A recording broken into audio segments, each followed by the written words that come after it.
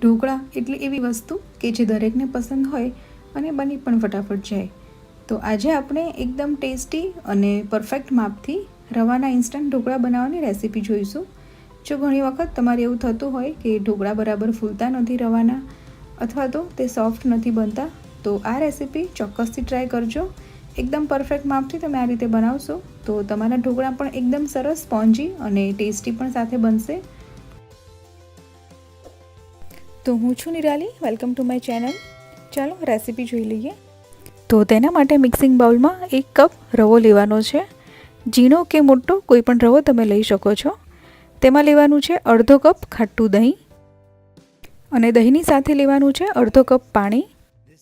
હવે આ બધી વસ્તુને એકદમ સરસ રીતે મિક્સ કરી લેવાની છે. તો અહીંયા તમે જોયું કે આપણે 1 કપ રવો લીધો છે, તેની સાથે